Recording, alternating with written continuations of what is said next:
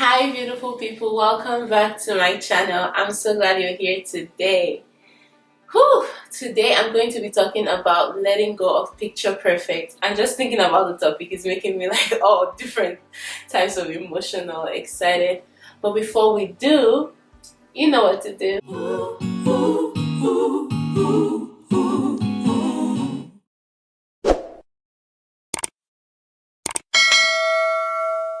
Alright, so from the earliest time I can remember as a firstborn, I've always wanted my family to look perfect. I've always wanted my family to be picture perfect.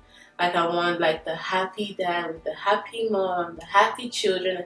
I wanted my family to look like what I thought other families look like. I always wondered like why? Like why is there so much drama? Why is there so much? Why can't everybody just be happy and just get along with each other and everything? And I almost drove myself crazy trying to manage other people to fit into my illusion or my ideal of what the family should look like. I remember one of my poems. I have this book, Music to the Soul, and I was writing. I think it was unconscious suicide is what it was called, the poem. But it was just basically about how I'm stressing myself about things I can't control, and then I had to go to the hospital because I had tension headache as a teenager. So for me, that was like, wow, no, like you can't control other people, and you need to let this go. You need to just accept what is as it is.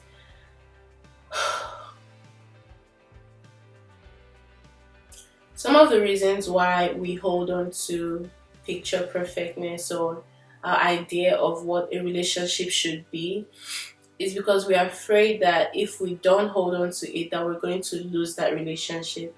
We're afraid that we won't get the love that we desire from that relationship, which might happen. But I feel like by holding on to a lie, you're blinding yourself from the truth. By holding on to what you want something to be and trying to manage people, you're clouding the room that is necessary for people to make the changes they need to make. So if you are codependent or if you have worked in codependency like I have, then you know that sometimes when people do things that offend you or when people do things that are childish, sometimes I just play that off for the sake of peace, for the sake of appearances.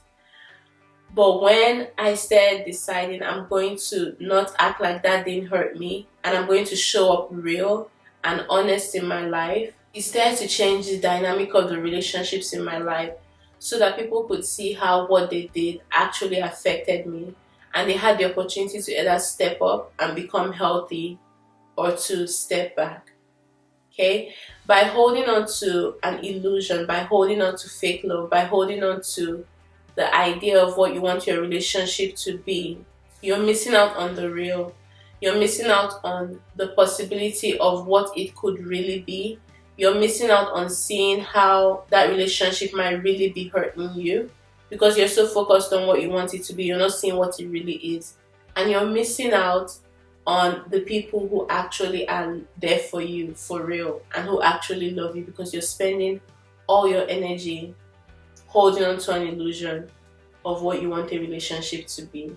So some of us hold on to it because this person has a role in our life. Maybe this is your mom or your dad or your sister or your brother, and you feel like you have this idea, which is not wrong to have ideas of what relationships should look like.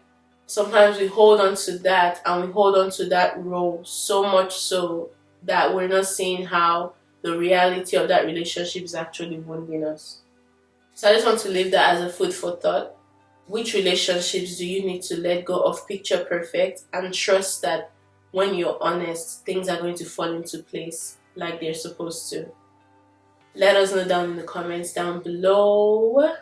Share your story so that other people who are going through the same thing can have encouragement and gain wisdom in navigating this relationship so that we can have healthier relationships in general.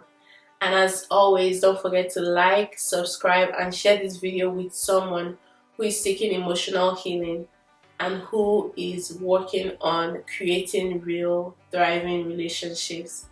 I don't know if you've noticed my shirt. This is actually backwards in real life, so you can only read it when you're looking in the mirror. And I have like a t-shirt, I have hoodies, I have so many different styles. You're going to see the link at the end of this video, but make sure to go get yours. My heart behind this is so that it's a message for you, personalized message for you that you can only see when you stand in the mirror. I want this to bring healing to that space in front of the mirror where we often tend to pick ourselves apart.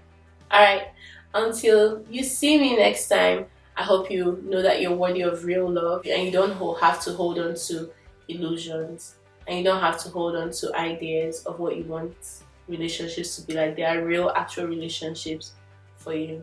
Alright, love you. Bye.